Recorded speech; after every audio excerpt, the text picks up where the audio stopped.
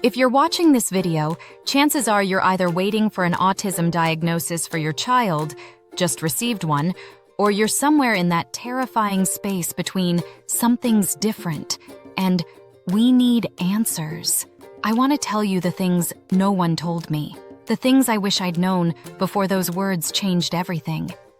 Because here's what they don't tell you in that sterile office when the developmental pediatrician hands you a stack of pamphlets and referrals. This diagnosis doesn't change your child. It changes how you see them. And that can either break you or transform you in ways you never imagined. Let's talk about the 10 things I desperately wish someone had told me before my child's autism diagnosis. Number 1, the child you have is not the child you lost. When you first hear autism, your brain goes to a dark place. You start grieving the milestones you thought you'd have, the conversations you imagined, the life you planned. But here's the truth they don't tell you. You didn't lose your child. Your child is right there, exactly who they've always been. What you're actually grieving is the expectation you had, and that's valid. Grieve it. But don't let that grief blind you to the extraordinary child sitting in front of you. The sooner you can shift from what I lost to who they are, the sooner you can actually help them thrive. Because your child doesn't need you to mourn them. They need you to see them, understand them, and fight for them. Number 2, early intervention is critical, but it's not a cure. And that's okay. They're going to push early intervention hard. Speech therapy, occupational therapy, ABA, social skills groups, the list is overwhelming. And yes, early intervention matters. The research is clear. The earlier you start, the better the outcomes. But here's what they won't tell you. Early intervention isn't about fixing your child or making them normal. It's about giving them tools to navigate a world that wasn't designed for them. Your child isn't broken. They don't need to be cured. They need support, understanding, and strategies to communicate, regulate, and function in a neurotypical world. Early intervention is about building skills, not erasing autism. So yes, get the therapies. Start them as soon as you can. But don't fall into the trap of thinking that if you just do enough therapy, your child won't be autistic anymore. That's not the goal. The goal is helping them be the best version of themselves, autistic and all. Number 3, you will become your child's fiercest advocate, whether you're ready or not. Before this diagnosis, you probably trusted professionals. You assumed teachers knew best. You believed the system was designed to help. You're about to learn very quickly that no one will fight for your child the way you will. School IEPs, you'll become an expert. Insurance denials, you'll learn to appeal. Therapy wait lists, you'll call every week. Ignorant comments from strangers, you'll develop a thick skin and a sharp response. You will learn terms like FAPE and LRE and prior written notice. You'll memorize your child's rights under IDEA. You'll become fluent in acronyms you never wanted to know. And here's the thing, you might not feel strong enough for this. You might feel completely overwhelmed. But advocacy isn't about being fearless. It's about loving your child more than you fear the system. And you will rise to this because you have no other choice. Number 4, not all advice, even from professionals, is good advice. You're going to get a lot of advice. From doctors, therapists, teachers, random people on the internet, and your well-meaning but clueless mother-in-law. Some of it will be helpful. A lot of it will be outdated, harmful, or just flat-out wrong. Here's what I wish I'd known. Trust your gut. You know your child better than anyone. If a therapist is recommending something that feels off, question it. If a method makes your child miserable, stop it. If an expert dismisses your concerns, find a new expert. Be especially wary of anyone who talks about autism like it's a tragedy that needs to be fixed. Be cautious of therapy approaches that focus on making your child indistinguishable from their peers, rather than helping them be happy and functional. Listen to actually autistic adults. They've lived this. They know what helped and what harmed. Their voices matter more than any developmental pediatrician who's never experienced sensory overload or a meltdown. Number 5, meltdowns and tantrums are not the same thing, and learning the difference will change everything. Before the diagnosis, you might have thought your child was just being difficult, throwing tantrums, being defiant. Now you need to understand, a meltdown is not a tantrum. A tantrum is a behavioral choice. A child wants something, doesn't get it, and acts out. When they get what they want, the tantrum stops. A meltdown is a neurological response to overwhelm. It's what happens when your child's nervous system is flooded by sensory input, emotional stress, transitions, or unmet needs. They're not choosing it. They can't just stop. And punishing them for it only makes it worse. Learning to recognize the signs of an impending meltdown and preventing it will save both of you so much pain. Watch for the triggers. Notice the escalation. Learn your child's specific sensory needs. And when a meltdown happens anyway, because it will, your job isn't to stop it or punish it. Your job is to keep them safe and help them regulate. That's it. Number 6, your child's communication is valid, even if it doesn't look like yours. This one's huge. If your child is nonverbal or minimally verbal, people are going to underestimate them. They're going to talk over them, talk about them like they're not there, and assume they don't understand. Don't make that mistake. Communication is not just speech.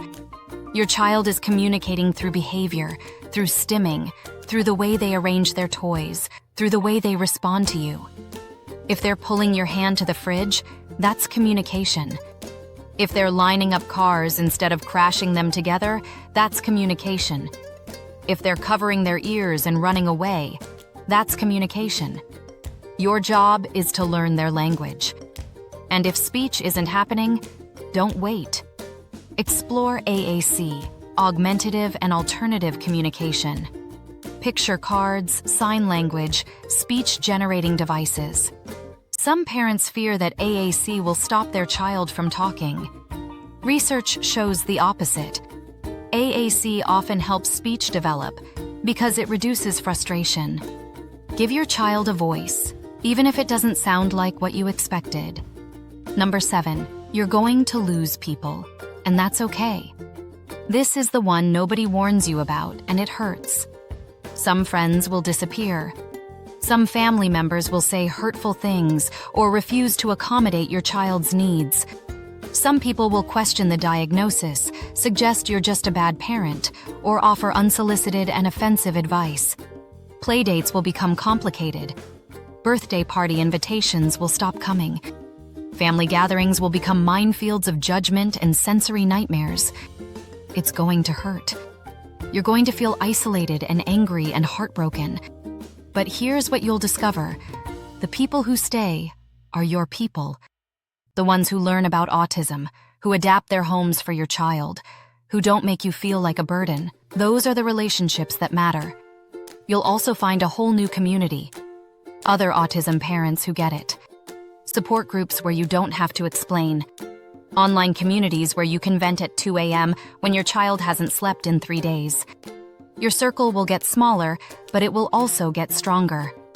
Number 8, routine and predictability aren't just preferences, they're survival tools. You might think your child is being rigid or inflexible. Why do they need the same breakfast every day? Why do they freak out when you take a different route home? Why does a last-minute schedule change cause a complete breakdown? Here's why. For many autistic children, routine and predictability are how they feel safe in a chaotic world. Neurotypical people can handle uncertainty. We adapt. We go with the flow. But for autistic brains, unexpected changes can feel like the ground disappearing beneath their feet. So instead of fighting it, work with it. Build routine and structure into your life. Use visual schedules. Give warnings before transitions. Prepare them for changes when possible. Yes, this means your life becomes less spontaneous. Yes, this means you can't just wing it anymore. But the trade-off is a calmer, more regulated child.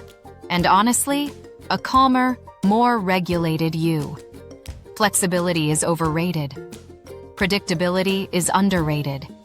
Embrace it. Number 9, self-care isn't selfish, it's required. You're about to enter one of the most exhausting seasons of your life.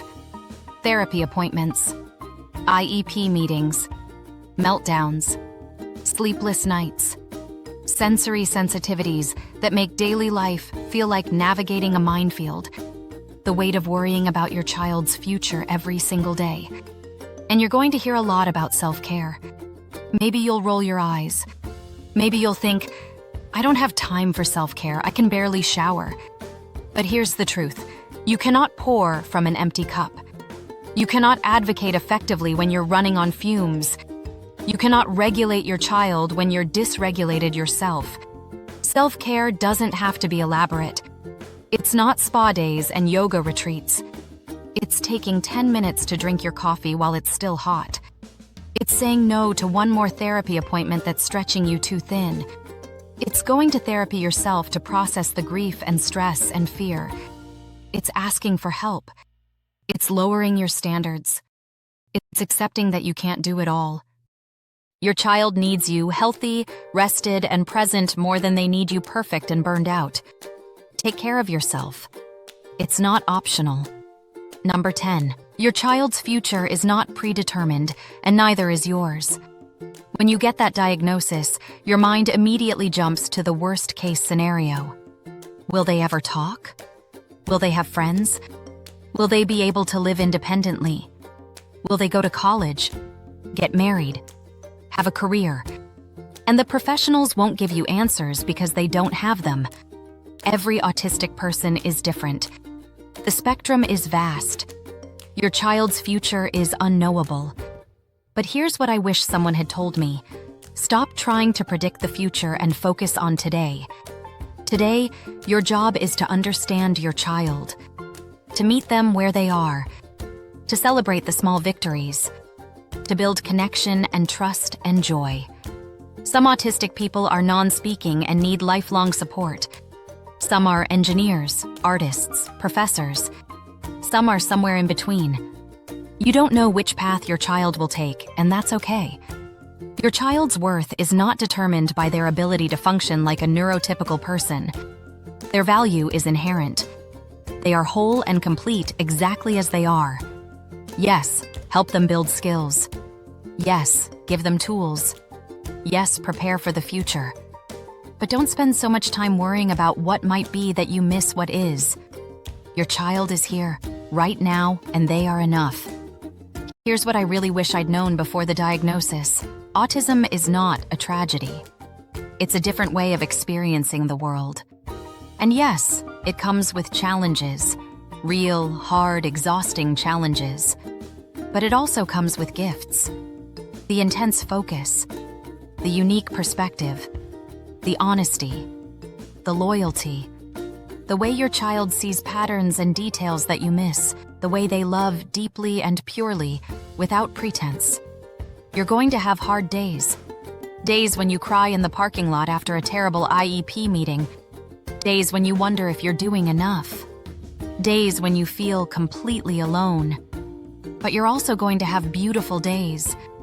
The day your child says, I love you for the first time, or shows it in their own way. The day they master something they've been working on for months.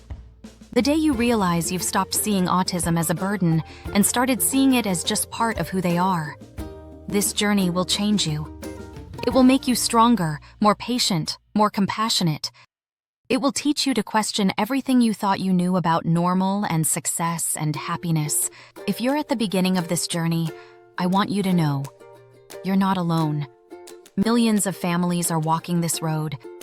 And while every child is different, the fear, the overwhelm, the love, that's universal. Give yourself grace. You're going to make mistakes.